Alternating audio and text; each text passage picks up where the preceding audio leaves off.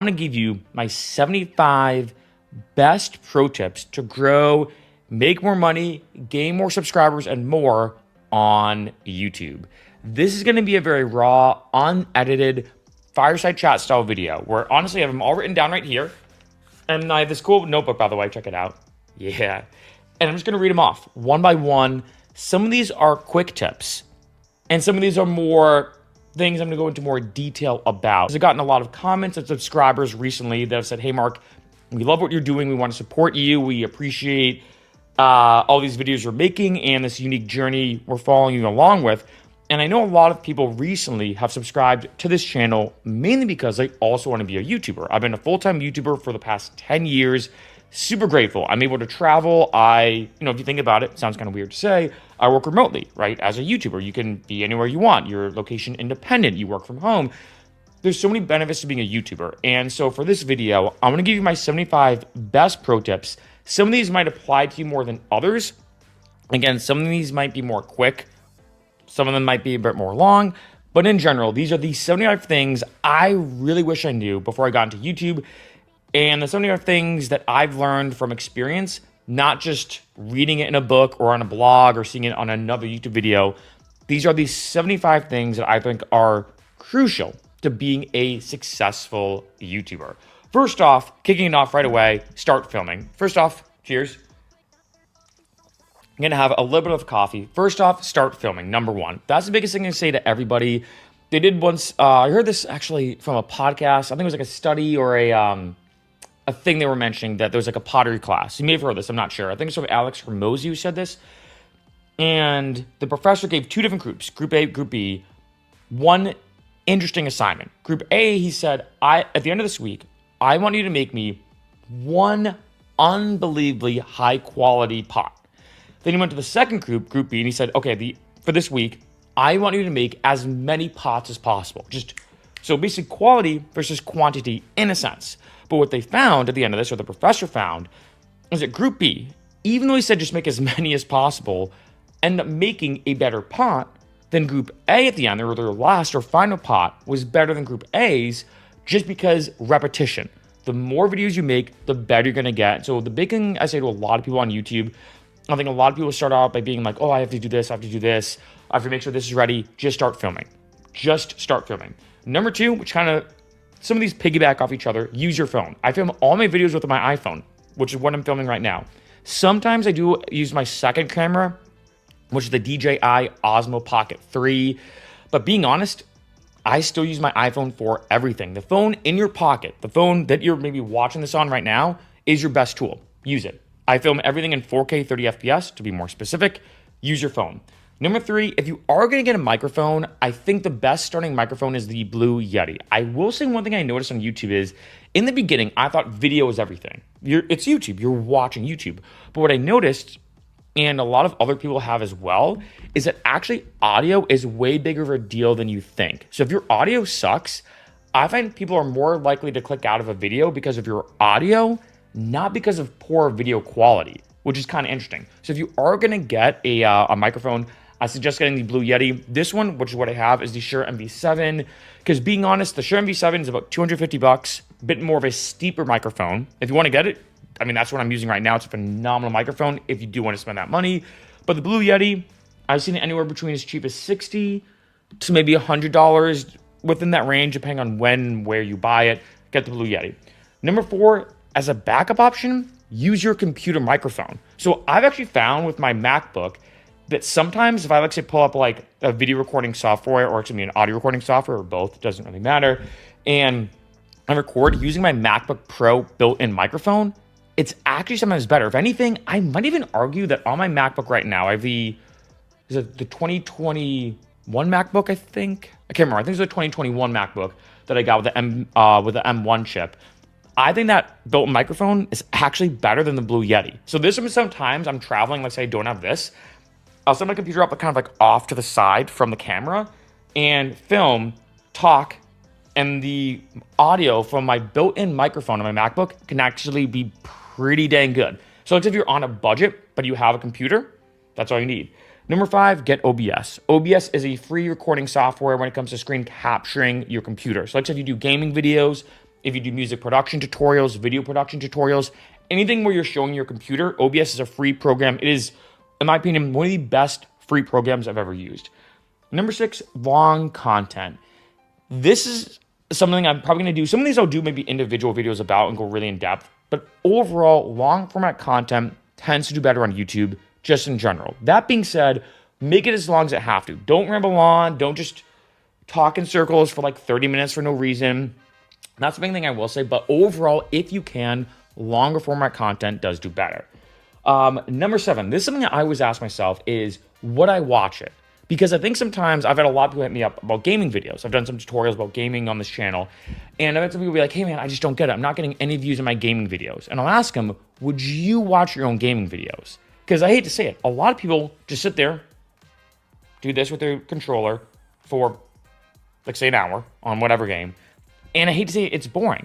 And I think that for them, if I had to ask them the opposite, like say you didn't know you, in a sense, would you watch your own video? I bet the answer is probably not. Like, unless you're watching someone doing some crazy speed run or someone who's super funny and entertaining, like PewDiePie, for example, or you're watching somebody explain how to do something, like how to get past the water temple in Ocarina of Time, one of the most brutal dungeons maybe of any video game ever.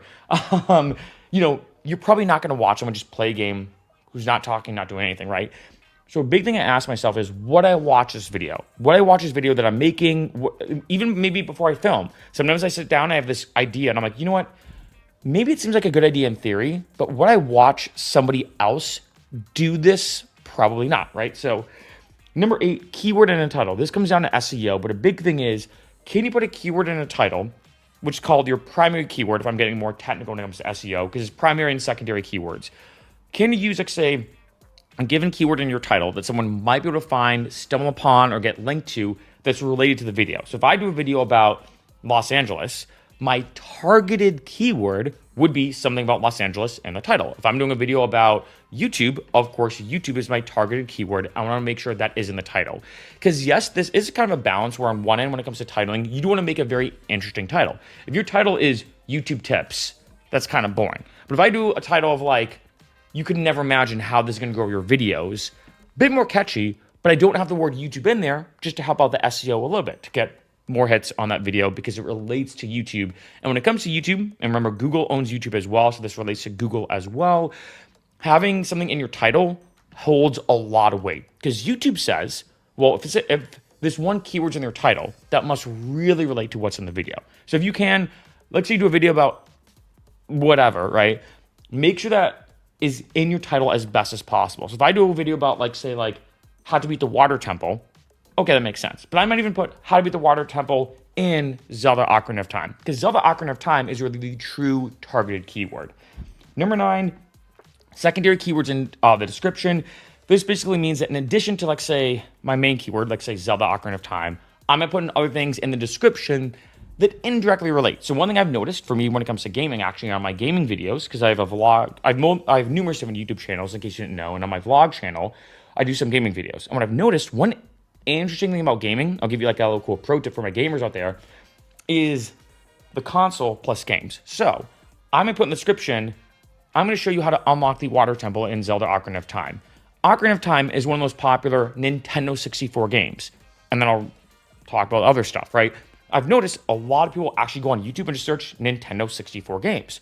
Now, is that the primary goal of the video? Is Nintendo 64 games? No, but it does relate. It's a secondary aspect. So do a lot of those in your description. That will help boost your videos. Number 10, do A/B testing. This has been rolled out. Basically what this means, you can upload 2 different thumbnails at once. YouTube will test them based off audience retention, which means how much longer does somebody watch the video based off each thumbnail, and one of them could win. It depends. There's a bunch of different ways the results can kind of roll out. But overall, do A/B testing. It's helped me a lot. Number 11, brighter videos. There is an exception to this, but Mr. Beast has even talked about this, that he noticed the brighter your videos are in the beginning, the more likely someone is to stay and watch. The darker they are in the beginning, the less likely they are. So if you can, make sure brightness is as best as possible. Whether you want to make sure that you have, like, say, lighting around you, whether you would like to open up your windows if, like, you're filming inside, actually on your phone, maybe boost the lighting as well, or maybe even post-production, like, say, on your video editing software, boost the brightness. The only exception I will say that I found is if I'm doing a vlog that relates to something being mysterious, or that the darkness has like an effect. For example, if let's say I'm doing, like, say, cave exploration, I feel like it being dark and being like, hey guys, I don't know if you can see me, but right now I'm in a cave. This is crazy. That to me has more of an effect because you can barely see them. And I think that creates a certain effect. So this is not always true, but 9 times out of 10, make sure the video is as bright as possible, especially in the beginning. Number 12, strong opener. This is a big thing just in general. Get right to the point right in the beginning. Say exactly what you're going to do.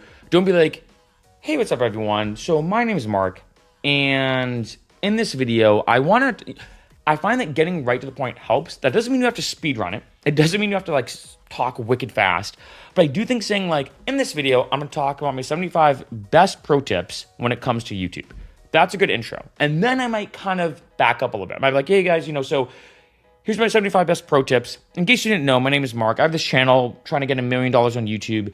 And I've been a full-time YouTuber for 10 years, and you get the point. Number 13 is end screens. When it comes to end screens, these are huge for having people watch your videos more. Because the big thing I say to a lot of people is the longer you can keep somebody on YouTube, the better off you're going to be. So one thing you may notice for all my dedicated subscribers, at the end of every video, you can put an end screens.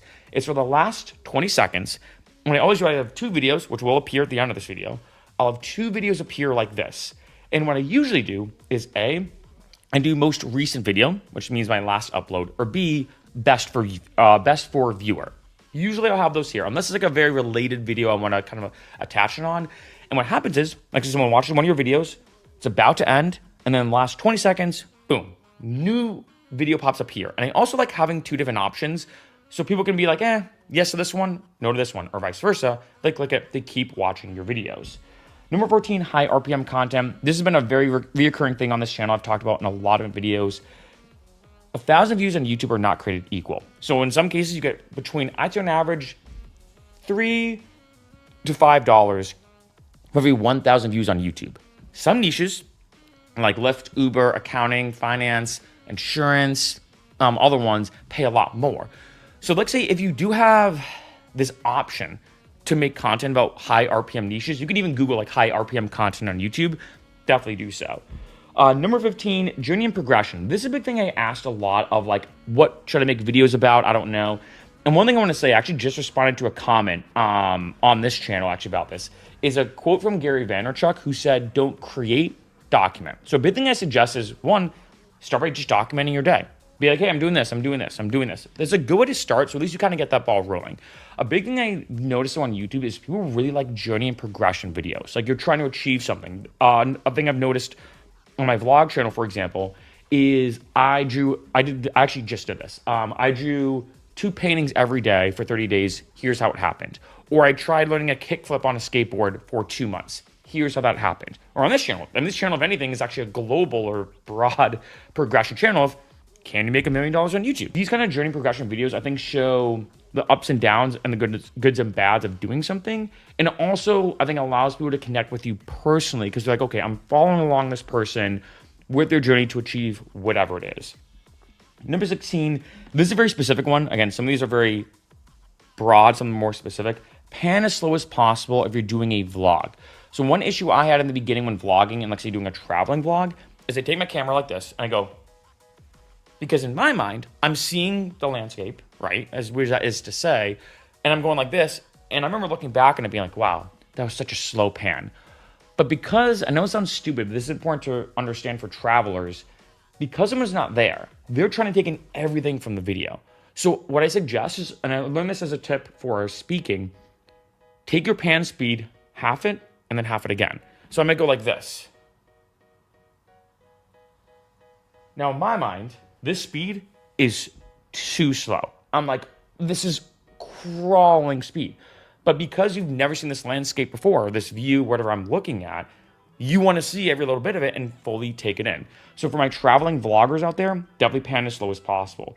Number 17, value over everything. This is just an in general one that I find that regardless of the audio quality, the video quality, how you look, the brightness, whatever, if you have good value in your video and you give good information, that's gonna be the top thing, straight up. Number 18, no outros. This is an interesting one where The second you start doing that outro thing, people immediately click off. And I've seen this in my audience retention. Mr. Beast has talked about this where, let's say at the end of this video, let's say I was like, okay, let's say I do number 75, the 75th pro tip. And I'm like, all right, so thanks for watching, you guys. I just want to let you know, the second I start kind of doing that, like wrapping it up thing, people will click out. So the best thing to do is be like, just end the video on like a solid point. Don't make it like an abrupt ending, but end it at a solid point, and then that's it. Number 19 is a timestamp trick. So timestamps are very important. I think they do help, where basically you timestamp the video. Like, I'm actually doing a video of like 5 ways to lose weight. Having timestamps in the description do help, I find. That being said, one issue with timestamps can be kind of tricky is, I'm trying to word this, sometimes people like jump ahead. So they'll read the timestamps and might not even watch the video because the timestamps kind of give away the 5 things. Like, let's say if I'm talking about 5 ways to lose weight, and I'm like, drink more water, have less sugar. Well, if I put those as a timestamp, you might just read them and be like, oh, I actually already got some of the information from the video. So 2 things I'll do. One is I'll do like tip number 1, tip number 2, tip number 3. So I'll still do timestamps, but I'll separate it by the tip, but you still have to watch it to understand. The second thing I might do as a timestamp trick is to kind of make each one its own mini title. So I might say like, Adam Sandler and Waterboy was right. Now, that is kind of descriptive of what I'm talking about, like say drink more water, for example, but it's also a bit vague. You're like, okay, why was Adam Sandler and Waterboy right? What is he even talking about? Why is Adam Sandler even related to this video? And that can be used for each one of those timestamps. Number 20, ask for subs. I know a lot of people don't want to do this. I know this is kind of like, it's almost cringe. And there's so many memes about it, like, oh, like and subscribe. We all know and we've seen these memes. But I got to say, they've done a lot of studies. If you ask for subscribers, you do get more at the end of the day. You definitely get more. And looks like if you are trying to get that first 1,000 subscribers on YouTube, not a bad idea to say, hey guys, I'm trying to get that 1,000. Make sure you hit that subscribe button. It really helps out. And then you move on with the video. Number 21, royalty-free music. I have a link listed below to a video I did where it's basically a whole collection of, in my opinion, the best royalty-free music from last year. Make sure you don't use any copyrighted music. It just can cause you a lot of hassles. Make sure you have the rights to any music you use in your videos. This is huge. It's gotten better.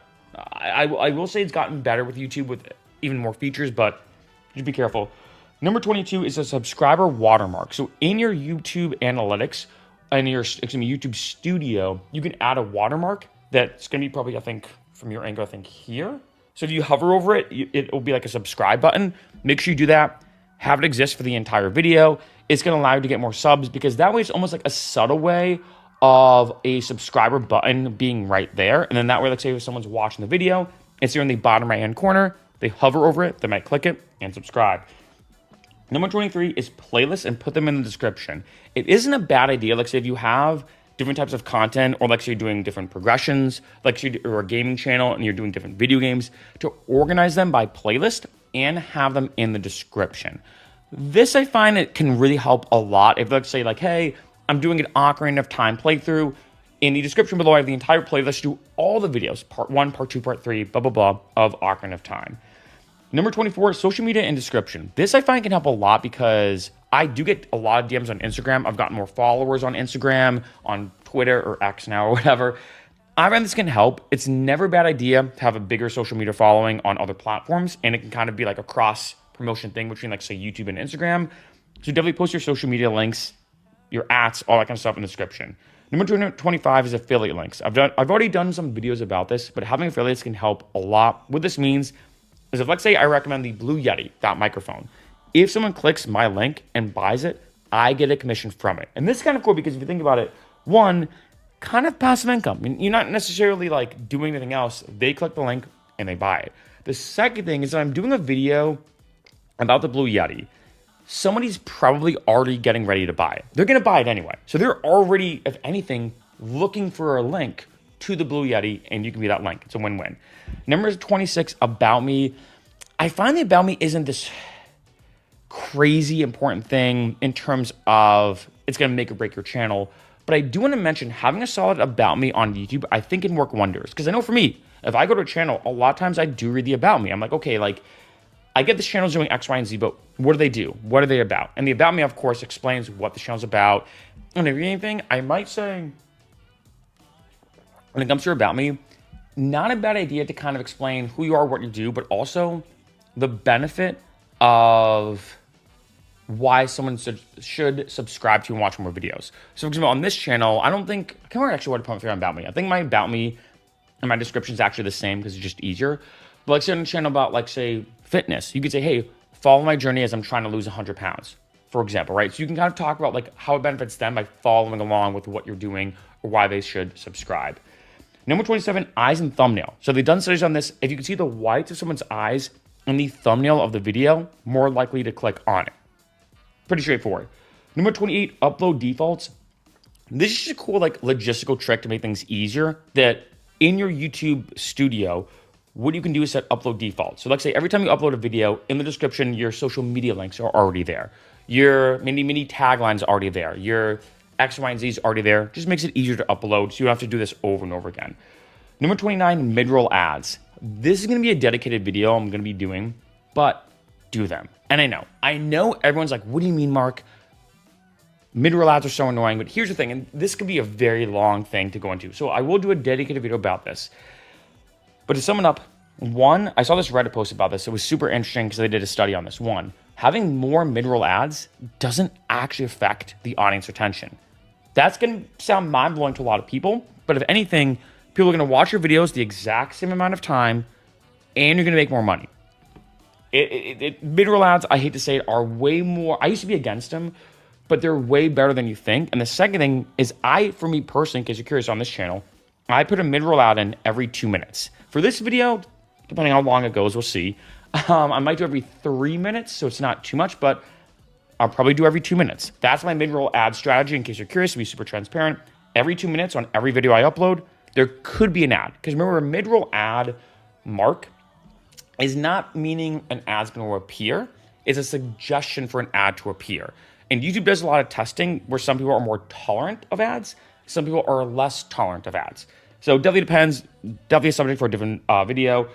Number 3, banner image. Have a good one that I think kind of explains the point of your channel. Basically, look at your banners kind of like a mini slogan or tagline of what your channel's about. I almost look at it as like a visual about me.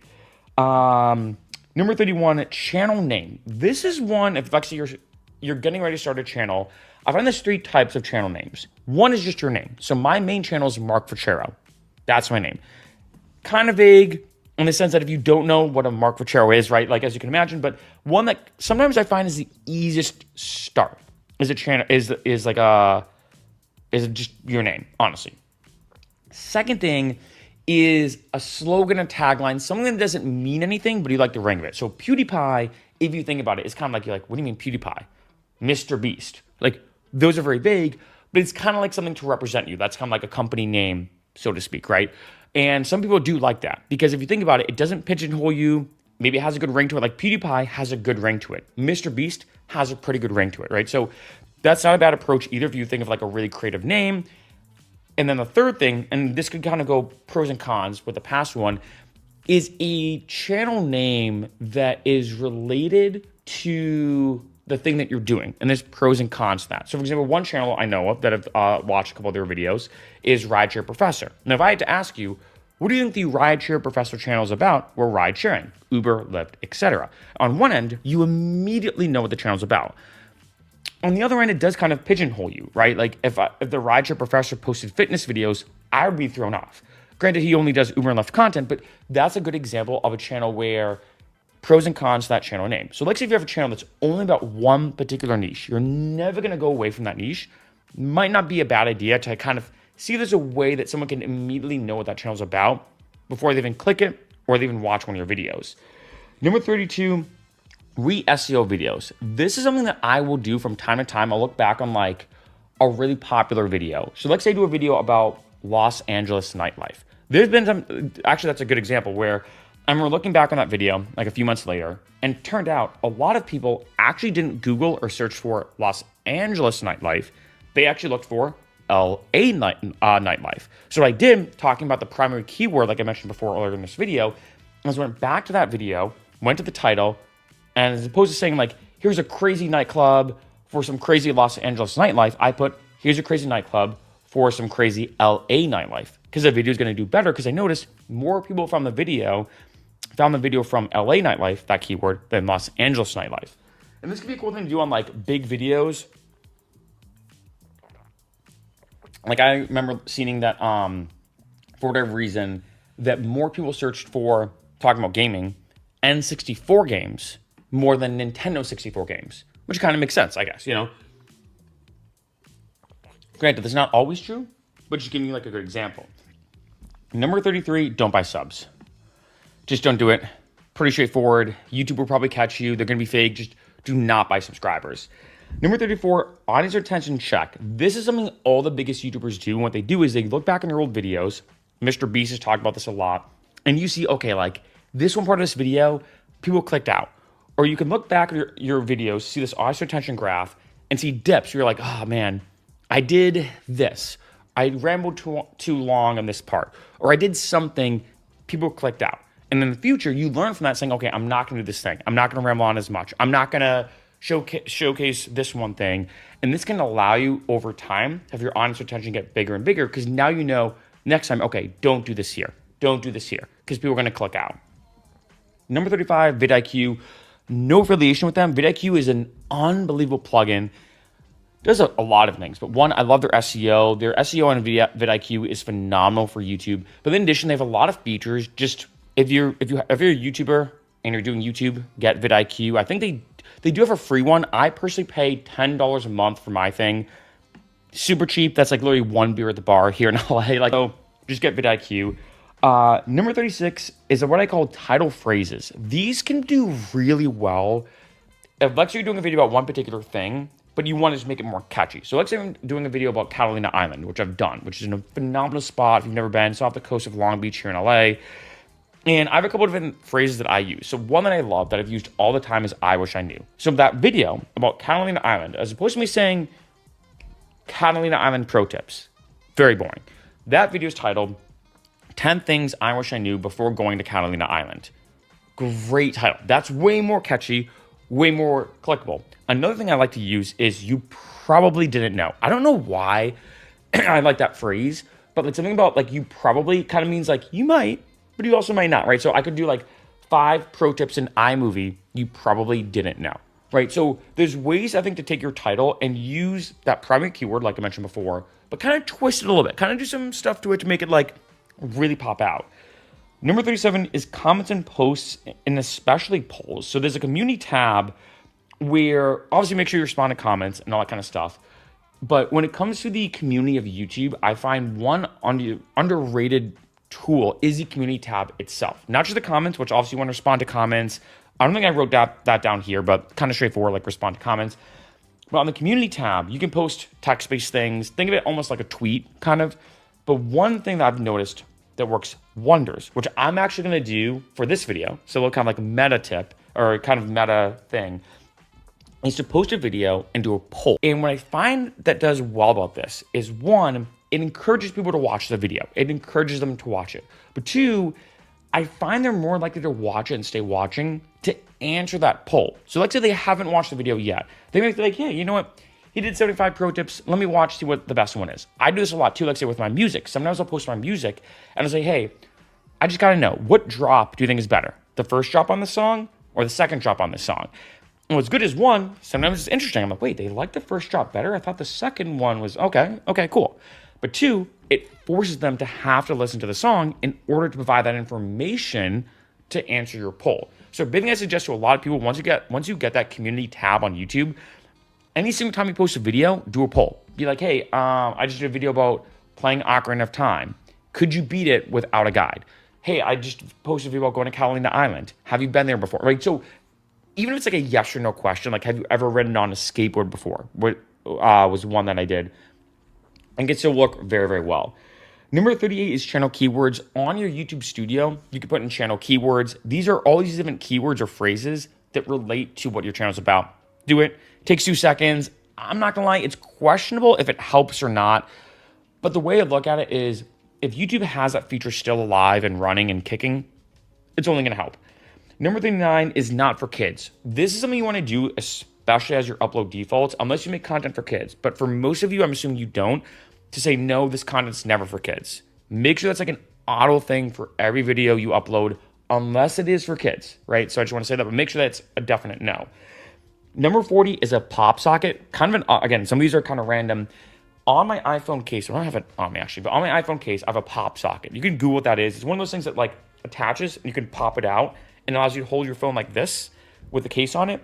And I'm telling you, when it comes to filming in public, if I'm vlogging, doing this with my phone can be a bit more shaky. But doing this with the pop socket where I have like 2 fingers kind of squished between it, 1 finger here, doing this with the pop socket, way smoother, faster, better. Like I have a pop socket, not just to hold it to scroll or whatever. I mainly have a pop socket to get better footage, especially like say when I don't have my tripod or another device. Number 41, airplane mode. If I'm filming a video like I'm doing right now, my phone is on airplane mode. It's better now in the sense that back in the day, if someone called you while you were filming, it would stop filming, which is annoying. But still, you never know, maybe old habits die hard, I don't know. Now, if someone calls you while you're filming, your phone will still film, so that's kind of nice. But even still, have your phone in airplane mode, just makes it safer. Number 42, use iMovie. If you have a Mac, iMovie's free. That's the only video editing software I use. So make sure you use iMovie. I also have a bunch of iMovie tutorials I've posted on this channel already. I don't know why iMovie kind of gets like, it doesn't get like a bad rap, but I think a lot of times people are like, oh, just iMovie. iMovie's phenomenal. So I just want to say that. Number 43, zoom out thumbnail. If I'm uploading a video and I'm going to be posting a thumbnail, of course, what I'll do is I'll bring it into my like Mac preview editor and I'll zoom out as far as I can. And what I try to figure out is, can I still get this idea of this thumbnail with it zoomed out? Because there's some times I'm like, this is a fire thumbnail. I zoom out and I'm like, wait a minute. From this distance, I actually don't even know what's going on. Wait a minute. Oh, okay, now I have to rethink it. Because remember, for most people, they're going to be watching your videos from their phone. It might even be in the distance. Who knows? And if you think about it, if your thumbnail can be understood when it's small, it can definitely be understood when it's big. So that's a huge thing I have to suggest. Number 44, number titles. This is a big thing that, I think a lot of people know, kind of cliche, that like 10 ways to do this, 5 ways to do this. Anything where you have a number in the title can do really well for a video. So as opposed to me saying like how to lose weight, I might do a video saying here are 5 different ways to lose weight. Number 45, budget and timeline. So at a certain point, you're going to start having a lot of people reach out to you to do some type of brand deal. Like, hey, can you do a video about our product? Can you do a video about our service? Because one, you want to make sure you get paid for it. Sometimes they say, hey, sorry, no budget. We're just giving you free product in return for this. But you might as well ask. It doesn't hurt. And timeline's good too. Because let's say, and this happens a lot, like this just happened actually. Last month was December. I did a brand deal with a company and they said, hey, we're trying to get this out mid-December before Christmas so people can see our product, or it was actually a service before Christmas. So what is your budget? What is your timeline? Is a great kind of first response, I find, if a brand reaches out to you, if they want to work with you. Number 46, speaking better. This is kind of a vague one that could be, there's dedicated YouTube channels about this. I find that one thing I suggest to a lot of people is that every video, if you can, try to just get better at speaking better. I feel like I just slurred that, which is probably a bad way to go about this. Kind of ironic, but like in terms of enunciating better, maybe having better pacing. And granted, one thing I want to say too, kind of on this side note, is every person is different. Some people might watch my videos and be like, this dude talks way too fast. I'm from the Northeast, I'm from Boston. Some people might be like, this guy talks way too fast, way too much. Other people might say, hey, you know what? I kind of like this guy, kind of yaps. I like that he talks fast. He doesn't, slur and be like, hey guys. He's right to the point. Other people, though, are the opposite. We've seen these people on YouTube where they're like, hey guys, it's been a long, and it's very slow, but some people actually prefer that. So everyone does have their voice on YouTube. And regardless of what your voice is, I say speaking better in general, regardless of your speaking style or speed, I might even say, is always important. Number 47, this is going to be for maybe like 1% of the people watching this video. Always ask yourself, should you have a second YouTube channel? Now, I want to say, having multiple channels is crazily harder. I did not expect it to be as hard, as difficult, and I might even use the word as stressful as it is, because I have different niches and everything. I used to have one channel that was all variety, and it just was not going well. Not surprising. It was, and when I say variety, I mean variety. It'd be a video about Lyft and Uber, then a video about accounting, then a video about iMovie, then a video about DistroKid to release music and get it on Spotify. Two all over the place. So I have different channels now. But one thing I will say is, let's say if you're like someone who does gardening and fitness, maybe consider having them be on two separate channels, unless that's your thing. And this comes down to branding, which again, whole other subject for a whole other video where I could go more in depth. Because who knows, maybe your thing is the gardening fitness dude, where you do a workout and you're like, hey, now I'm going to eat healthy. I'm going to show you exactly what I'm going to do for gardening now, because I grow my own plants so I can have healthy stuff after a hard-hitting workout. Does depend, right? Number 48, bingeability. This is the number one word. If I had to give one word for somebody of how to be successful on YouTube, bingeability. Can someone binge your channel? Like, pretty self-explanatory.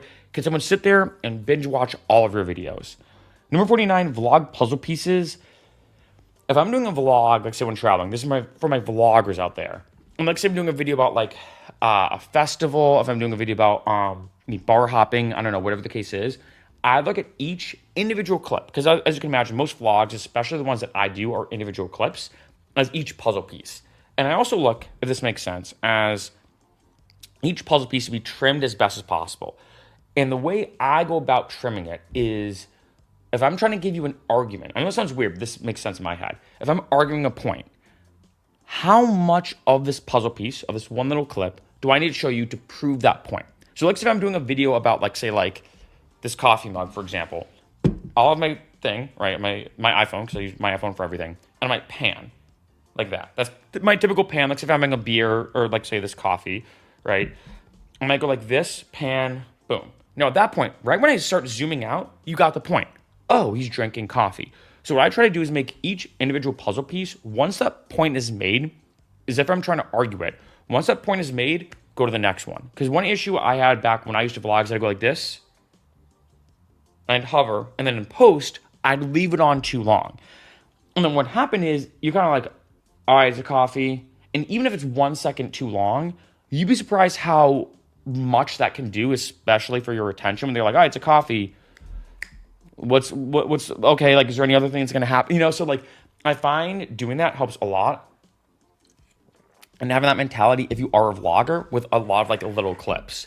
Number 50, keywords everywhere. This is a great tool. Download it, no affiliation with it. What it does is, let's say if I go on YouTube search, it will auto appear next to all the search results. For each result, how many monthly searches there are, the CPC, the competition. Keywords everywhere is a phenomenal tool. Definitely get it. Number 51, avoid image end screens. These I use rarely. I use them on my iMovie tutorials in case you want to see an example of what I'm talking about. But you've probably seen this, where at the end of some videos, for some people, a static image appears. It's a static image. Sometimes there's like stuff going on with a static image, and there's like two videos, like an end screen, and boom.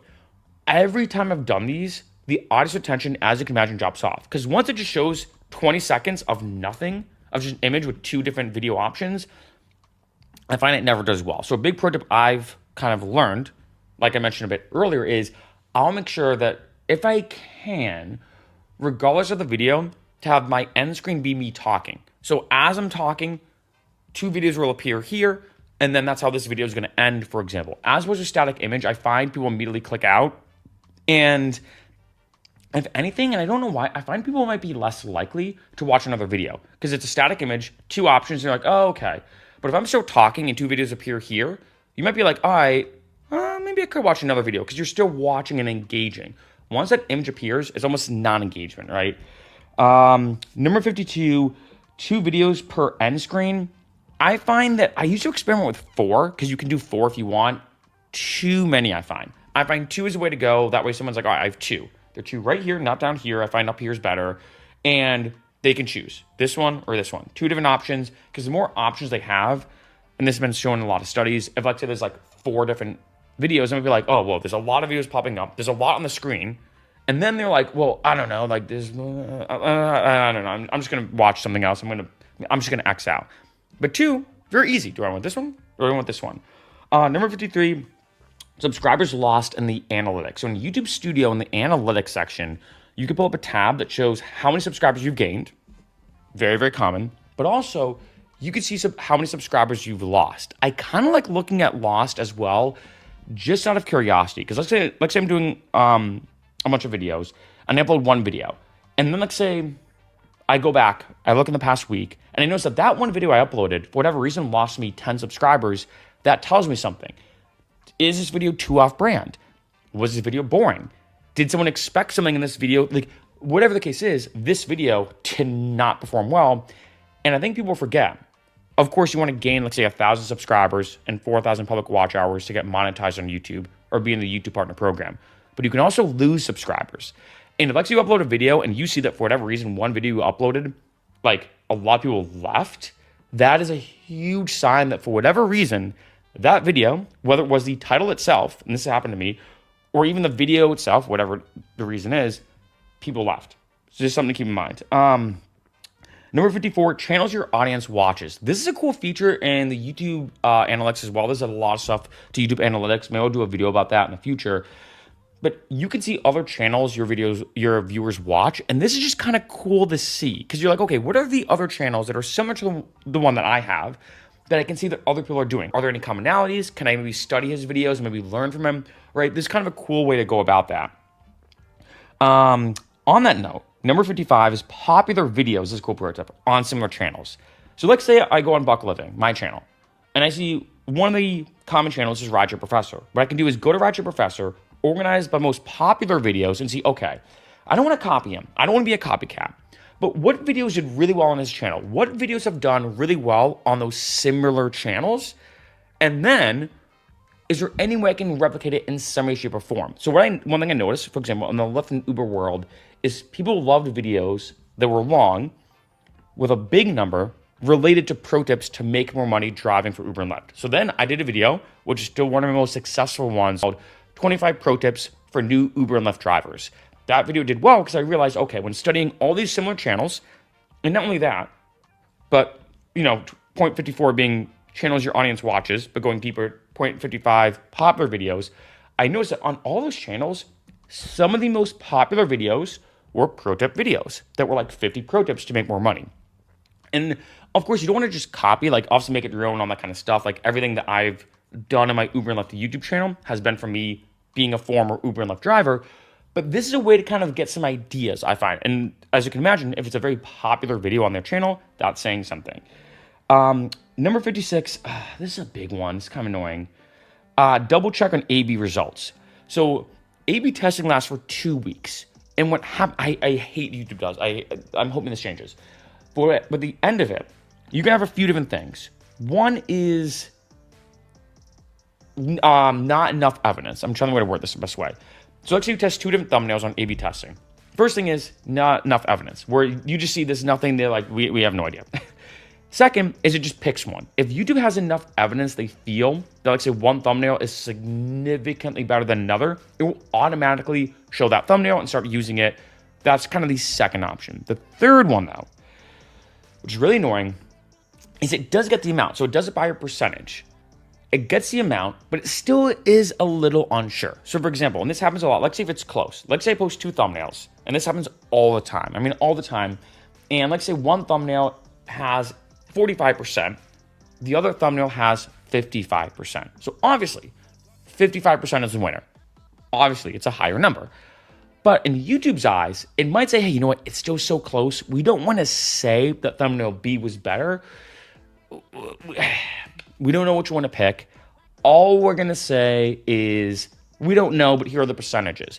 And what happens is YouTube will typically pick the first thumbnail you uploaded. So thumbnail A will always be the default if, let's say, YouTube doesn't know how to categorize those results.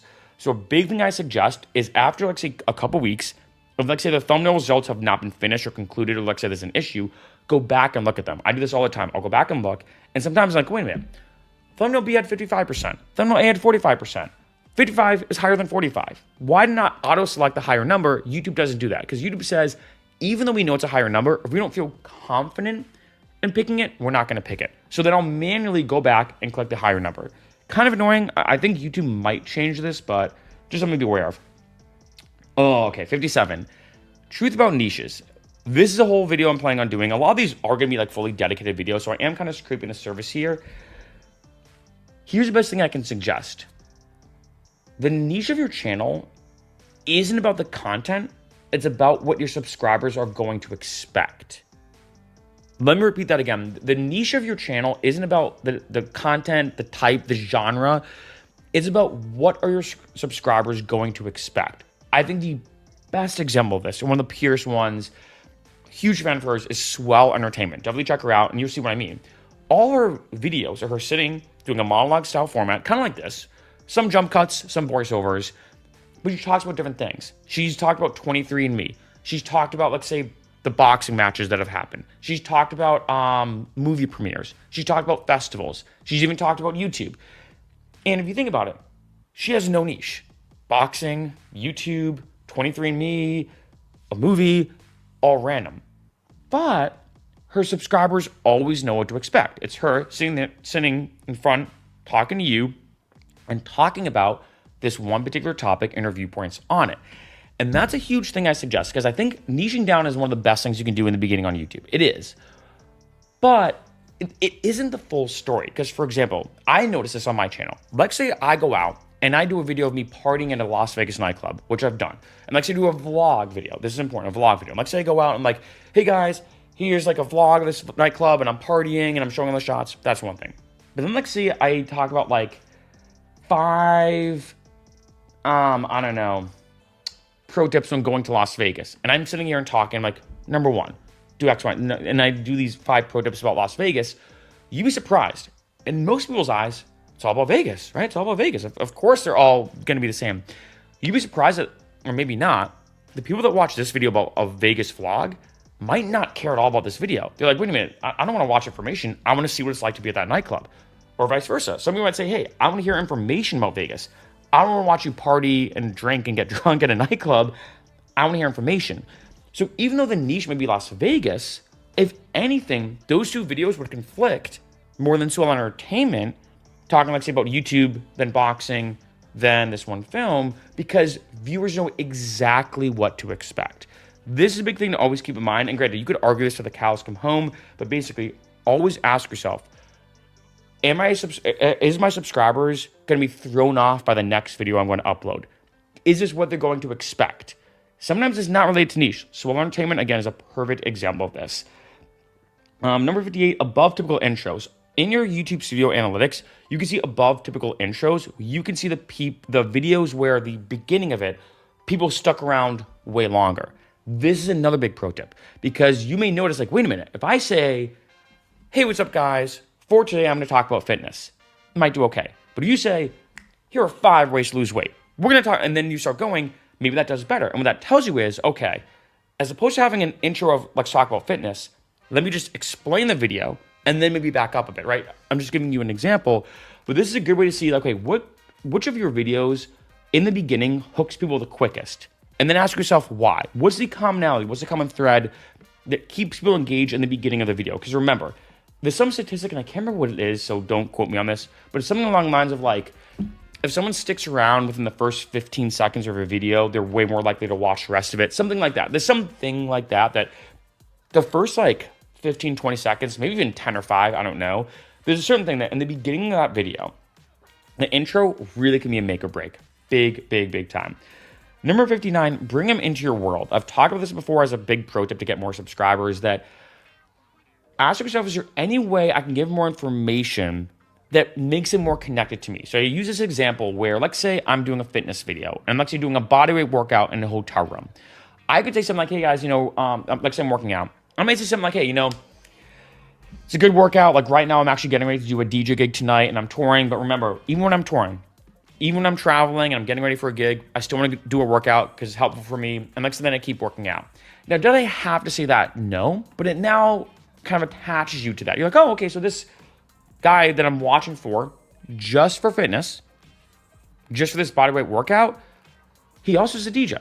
Cool. And I remember that's something that I noticed that really helped me kind of connect with a lot of my subscribers. As opposed to me saying, here are 5 ways to do this in iMovie, I might use a clip of me skateboarding. I might use a clip of me doing something and say, oh yeah, I was doing this whole thing. It's a long story, but I was doing X, Y, and Z. Or here's a song that I'm going to use in iMovie. I'm going to show you how to use and add music in iMovie. By the way, this is my song because I'm also an electronic musician. So even that kind of quick little thing, I find bringing them into your world where they can connect with you more is going to be huge, absolutely huge. And I find this does really well as well when it comes to educational channels that sometimes are too square. If you're like, here's how to do this in iMovie, here's how to do this in Ableton, here's how to do X, Y, and Z. But if you can add sometimes a personal touch, and again, I call this bring them into your world, just a lot better, I find. Number 60, just jump right into it. Pretty straightforward, but I also put this note on this one. Jump into it and add extra information. I use this example a lot because it's so good. And that's from Vsauce, one of the OG YouTubers, if I even say it like that. And he did this video where he said, what color is a mirror? Spoiler alert, sorry to spoil it, it's green. And that video could have been literally a YouTube short. Like, hey, what color is a mirror? Actually, there's a hint and it's kind of green. I can't remember why, there's like something behind it. But then, for the rest of the video, he then explained why it's green. What are the optics? What actually is it? And he extrapolated more. So what happened is he gave you the information that you wanted right away. He didn't ramble on, he gave it right away. But in order to make the video longer, more informative, and more captivating video, he added in all this extra information. You may notice, for my dedicated subscribers, I do this a lot on my video series of how much YouTube pay me. So I do monthly recaps on this channel of how much money I've made per month. But and then in addition, what I also do is I do like how much money did YouTube pay me for 1,000 views, 3,000 views, et cetera, et cetera. And you notice on every one of those videos, right away I say, hey, here's how much YouTube paid me. I front load the video. That's what everyone wants to know. Let's be honest. Most people just want to know how much did YouTube pay you. That's all they want to know is the number. And then throughout the rest of the video, I'll talk about tips I use, techniques I use, tricks I use to grow that number, what I'm doing. I'll talk about this journey and a lot more. So if you can, jump right into it, front load your video, but then also ask yourself, how can I add extra information that is important? So for example, if I'm doing a video about how to do a good push-up, like say I talk about the technique, and then what I might do is say like, okay, I'm now going to talk about what muscles the push-up works. I'm gonna show you variations of a typical push-up. I might talk about pro tips to not harm yourself doing a push-up. I might then give you a workout routine. Like, okay, if you're getting into push-ups, here's a good structure to get better at push-ups, right? So there's a lot of other information, even though the title of the video is how to do a push-up, right? Number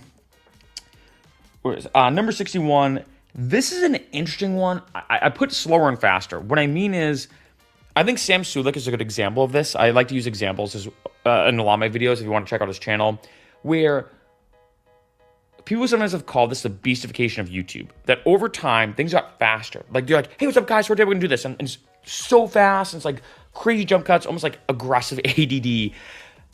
And then I think Sam Sulek, it's tough to say, but in my opinion, is one of the first that kind of said, hey, I'm just going to slow down. Sam Sulek, if anything, breaks all the rules of what could be YouTube. And if anything, I call it the anti-beastification of YouTube. Where Sam Sulek says, hey guys, we're going to go work out. He gets in his car. He's driving. For the first maybe 10 minutes, he's just talking in his car. Now, for any fitness video, wasting 10 minutes in the beginning of just talking makes no sense if you're showing your workouts, right? But for Sam Sulek, it makes sense. You feel like you're hanging out with him. It's very casual. There's no background music. There's no crazy jump cuts. And this is a thing I say to a lot of people is maybe experiment with this on your channel. Because in some cases, having it be fast-paced, like I think PewDiePie's videos are a good example where they're pretty quick. A lot of what's called pattern interrupts. I'll talk about that in a second. A lot of pattern interrupts, a lot of stuff happening very, very fast. And people like that. People like that PewDiePie style, so to speak. But in addition, there's a lot of people now who are like, hey, this is overwhelming. I think also podcasts do kind of help with this too, where like Sam Sulek's videos are kind of podcasty, right? Like he's just kind of talking, he's working out, you're hanging out with him. Like it's very casual. I think this is well Sam Sulek has done so well. And a lot of other YouTubers have kind of embodied this style of just accepting the long form and not making it so, tight knit and picky. You're just enjoying the ride for that video, right? So this is something to experiment with. Number 62 is Trends tab. On YouTube Studio, you can see trends, and this shows you the most common things and trends that are happening related to your niche. Really, really cool feature. Definitely check it out. Number 63, Google Trends. This is another one, just in general, that when it comes to Google, if you literally Google Trends, it will show you very hot topics. And this is, if let's say you're doing a video about whatever, never a bad idea. Like let's say you're doing a workout video and and let's say there's a fight happening with Logan Paul. You're like, hey guys, for today, I'm gonna show you a Logan Paul style workout for this workout, because Logan Paul might be trending because let's say he's getting ready for a fight. You can find this out via Google Trends. Number 64, recent versus evergreen. So this kind of goes hand in hand with this, that some content, and you can probably see what I mean by this already, is very news focused. You get a lot of views right away because it's a very hot topic, but then after it just kind of dies down. Then on the other end, you have something like evergreen, which might not get a ton of views right away, but over time will get a consistent amount of views. How to do a push-up, how to tie a tie, these kind of topics. What is it like to live in Los Angeles? These are the kind of topics that I find can do really, really well for evergreen. And I find for me personally, I kind of think if you can, doing a blend can work wonders. Having some videos that like to get a ton of views right away to get that traffic. And then you have some evergreen ones. For me personally, in case you're curious, I prefer evergreen content because I like the passive-ish.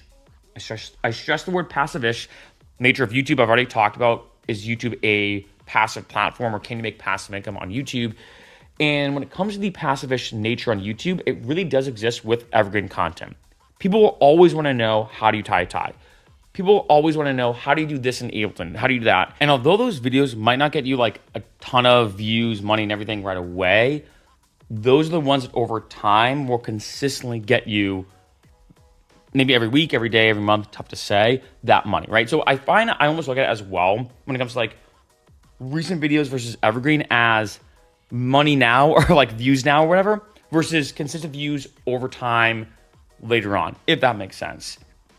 Number 65, this is a big one I've said to a lot of people to get your channel kind of like up and running, is searchability. Can you make videos about things that people are already searching for? They don't have to know you, kind of harsh, but they don't even have to care about you in order to gain value from the video. So I put like how-tos, tutorials, reviews. So let's say how to do a push-up. If I do a video about handstand push-up tutorial, if I do a review video, like say about the Shure MV7 microphone or the Blue Yeti, these are the kind of videos that people are already searching for. And that's a big way to kind of start getting initial traffic, because they're already doing that traffic. They're already kind of searching for this stuff, and your video can be that video that pops up and can be that result for them. Number 66, pattern interrupts. This kind of goes with the yin yang I talked before about going slow, like Sam Sulek, that they have found that if you do a pattern interrupt every, I can't remember the numbers, maybe 5 to 7 seconds, people stay more engaged. Now you may be wondering, what is a pattern interrupt? A pattern interrupt is anything that can happen in the video that changes what you're looking at. So it could be a pop-up. It could be that let's say post-production software, a lot of vloggers or YouTubers do this, where we'll zoom in real quick, as like a jump cut zoom in, and then zoom back out. Even something just like that can actually keep people more engaged. I also find, which is interesting, this does depend on the age of the audience, maybe preference as well, but I find this also depends on the age of the audience. Like younger audiences, I find, prefer more pattern interrupts. It's a lot more quick. Older audiences might be annoyed. They may be like, wait a minute, why is there too many things popping in and out? This is too crazy, this is too much, right?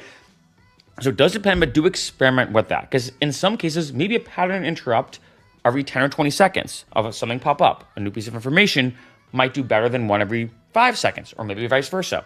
Tough to say, but this is something to experiment with, because they can do very, very well and keep people more engaged and watching your video. Number 67, this is a cool pro tip. This is a really cool one. I learned this from VidSummit. Was it Carter, isn't it? I forgot his name. Shoot, I want to give him credit, but number 67 is cards at the audience retention drop-offs. So when you look at, like, say, a video that you've already uploaded, next you look at the audience retention, so like this, right? It always starts out high and goes low eventually. Look at maybe the top point. Maybe there's a very specific point where people click out. And what you do is you go back into that video, like say a week later, you find that point. You're like, oh, it's at the 2-minute mark, for example. Then you put a card. A card is a pop-up that will pop up usually like above here somewhere. And what you could do is reference a video. So let's say I'm doing a video about how to do a push-up. And let's say people click out of that video around the 2-minute mark. Around the 2-minute mark, when people are about to click out, I have a card pop up. Or maybe 150, for example, 150, 155, around that timestamp. A card pops up saying, hey, here's how to do a good pull-up. Here's how to do a good sit-up. Because I'm like, okay, if they're interested in doing a push-up, maybe they will also want to do a pull-up, a sit-up, a dip, whatever. And then when people are about to click out, the most common click out or drop off point, something pops up to say, hey, we know you're going to click out, but as opposed to clicking out completely, why not watch this video that appears here with a card? Kind of like a little cool like hack to like keep people engaged on your channel. So even if they are going to click out, they're clicking out or bouncing, I think is a better word, to a different video. Number 68, relevant videos and description. This is super helpful. In the description below, I say this a lot, description below with the hand thing. I'll maybe post sometimes a few videos that relate to the video that I'm talking about or the video that I'm doing. And that can be helpful because one, if let's say you want to do a good push-up, you might want to know how to lose weight. You might want to know how to build muscle, right? You might want to know these things. So they do relate. It's not like I'm like, making this up or trying to scam anybody. But in addition, it can be helpful to keep people on your channel. Remember, the longer someone stays on your channel, the longer your channel can keep people on YouTube, the better off you're going to do. This is a huge thing to remember. Like, this is absolutely massive. Like I said before, the number one word, if someone had to ask me, like, pick one word to be successful on YouTube, bingeable or bingeability or just binging in general. And a good way to do that is have descriptions in the description below, have different videos that relate to the video you're talking about. You can mention them if you want. Sometimes you don't have to. Sometimes you're just like, hey, there's videos in the description. I'm just going to leave them. That way when someone goes to check out the description, and a lot of people will, they might click that. Number 69, videos growing your audience. This is another cool one, kind of like I said before, where it shows you above typical intros on your YouTube analytics. This one will show you videos that are helping grow your audience a lot. This is another good pro tip to say, okay, YouTube is saying that out of all the videos I have, these, I think it's like 5 or 6 or whatever it is, are growing my audience the most. This allows you to know, okay, it seems like if I do a video about how to do a push-up, people don't really care. But if I do a video about how to build muscle using push-ups, people care. That's telling me something. That's telling me something, using now more data and analytics, that people care about building muscle related to something. So how to use dips to build muscle, how to eat the right kind of foods to build muscle, et cetera, et cetera. And this can be huge because these videos, based off the data, are showing you what's exactly growing your audience the most. Number 70, event reach out. This is very specific for my vloggers out there, or actually anybody who's doing, I guess, anything now I think about it, is if let's say you're going to an event, or maybe you're not. I do this all the time. Well, I will always reach out to a bunch of events and say, hey, my name is Mark Vachero. I have a vlog channel. I cover a lot of events, nightlife parties, nightclubs, etc. I started having an event. Is there any way I can get a press pass? And what's cool about this is, one, I've done VIP press for some pretty big events. Like, I'm talking celebrity A-list style events just by cold emailing and networking effectively. And what's cool about this is, one, this is kind of fun to get a press pass. And two, if like say it's an event that costs money, there's been so many times I was like, okay, I was gonna buy this $100 ticket anyway or $50 ticket anyway, but they give me a press pass, so it's free. So although you're not maybe like making money from it, it's kind of like a trade where they're like, hey, we'll give you a free press pass in return for a video or that content. This can work really well for my vloggers. But even now that I think about it, not just my vloggers, and let's say you're a video production or a video channel about like cameras and filming and video editing and etc. Maybe there's a convention happening. You could ask them for a free one in return for a video or something like that.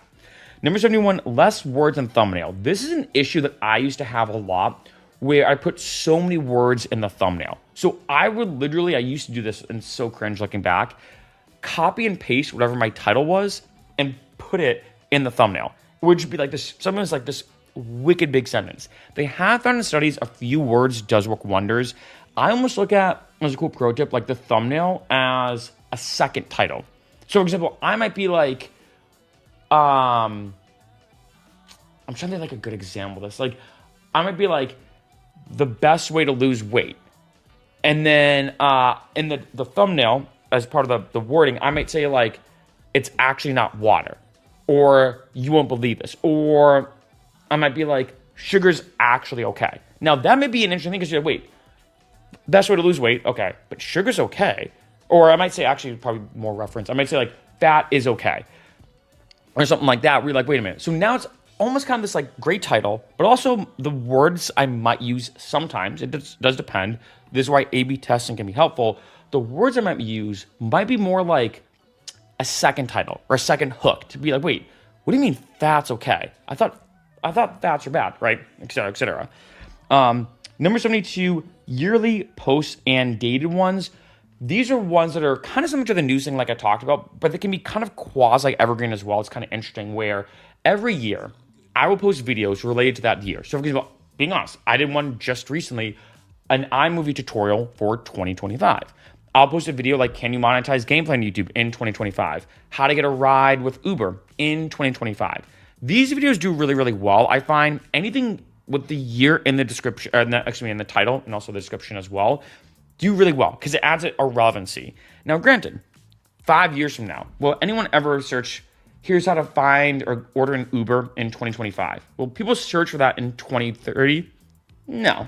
Right, so I will say that it is kind of similar to that news example, usually a timely thing, but I find every year, these are actually some of my best performing videos, where every year I actually have a list of like, okay, here are all the videos I'm gonna post in January, sometimes even December to kind of kick off the year, about all these topics related to like very recent things, because I know these are the videos that people wanna know. Like things also change, right? So every year, for example, I do a video where I review DistroKid. It's a platform to release music.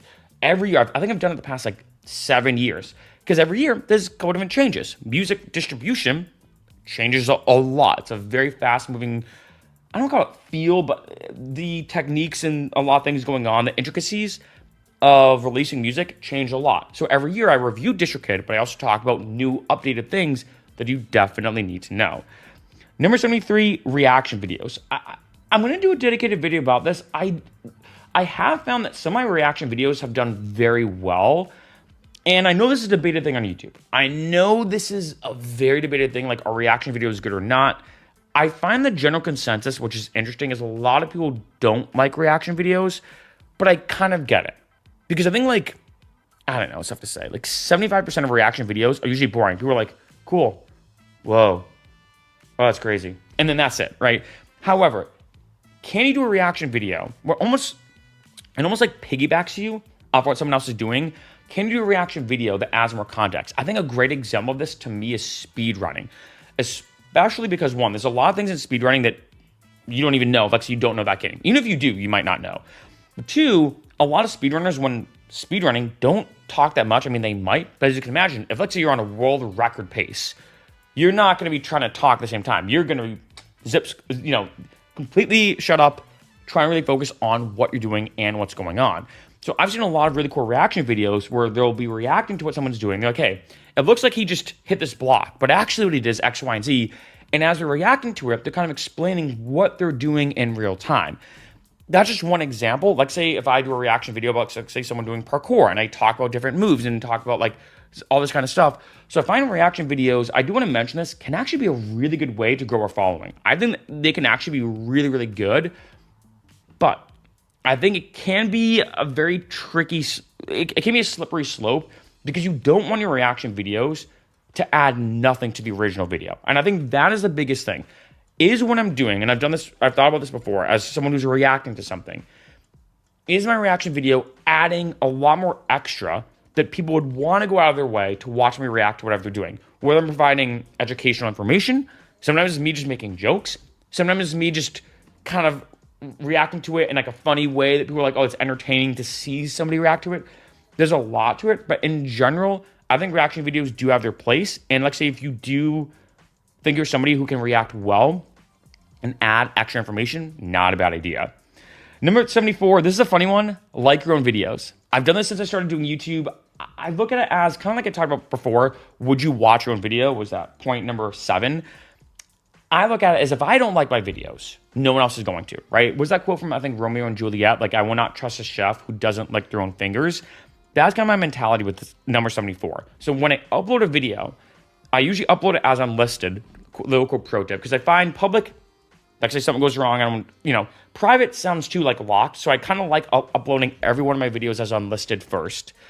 Then before I make it live, I like it. I like it on my own channel. And yes, you can like your own videos. Only one like, of course, but you can. And I don't know why. I look at this as always as like good luck. Like, all right, I like this video. I personally like it. We'll see if other people do, but I personally like this video, and I'm going to kick off this video with one like as like a go get him, Tiger. I don't know. It's almost like a funny ritual I have that I cannot upload a video until I like it first. Because if I don't like it, no one else will. That's kind of like my mentality, both, I guess, literally and figuratively. And then lastly, number 75, and this is actually going to be a very interesting one that maybe, again, a lot of these are going to be probably full-length videos I'll do in the future, and that is to be yourself, but, because nothing more cliche than saying be yourself. But the key is not to be yourself, but to be the best version of yourself. And I find that is the thing, because there have been some times where I've been vlogging, and this is a good example, like a very YouTuber thing, or like even acting, where I'll be like, hey, what's up, guys? For today, we're on vacation. I'm super tired, but it's gonna be a great day. And I'll stop recording, I'll be like, so it's almost like I'll put on a little bit of an act, and then my thing is, it's not like I'm trying to be someone I'm not. Like, because we've definitely seen YouTubers who like try to exaggerate too much. But I want to be the best version of myself. So even like say if I'm tired, I might sometimes also be like, hey guys, oh man, I'm super tired, and I'm jet lagged, but we're finally here. It's going to be good, right? So sometimes what I try to do is put myself up to be the best version of myself, not just being myself. Because I'm going to be honest, I've never once tried to be someone I'm not on YouTube. I think I will say it does take a while, I think, for a lot of people to be able to be themselves and be vulnerable on camera. Luckily for me, I will say, like, again, pros and cons. There are some people who do well with different things. Like for me, it took me a while, I'll be honest, I think, to pick up video editing. That was a bit of a struggle for me. One thing was not, though, was actually being myself on camera. So that is something I know that I've never, for whatever reason, never had an issue with. Some people might be different. Some people might have no issue with editing, but have a hard time being themselves when that camera's on, when it's rolling, when they see the red on and the numbers are turning. But I think a big thing is I suggest to a lot of people is there's a place for everybody on YouTube. And I say that because I think a lot of people, like I mentioned a bit earlier about talking faster or slower, a lot of people might see videos and be like, oh, I have to talk faster. I'm more of an introvert. I don't feel like constantly like attacking people. I kind of want to be chill, you know? And the truth is, both those people exist on YouTube. Both of those do well. I think a lot of times people think like, oh, well, extroverts or people who talk really fast or outspoken or people who do the whole like, what's up, guys? For today, we're going to see it. They do that whole kind of YouTuber thing. The truth is, I think if anything, that's kind of more annoying now. Like I said, like anti-beastification of YouTube. But a big thing I say to a lot of people just in general when it comes to being yourself is I try to look at it as how can I be the best version of myself? The way I speak, the way I handle myself, my pacing, the content I'm talking about, the vulnerability that I have on camera. How can I not only just be myself, but be the best version of myself while also still being vulnerable and, most importantly, honest?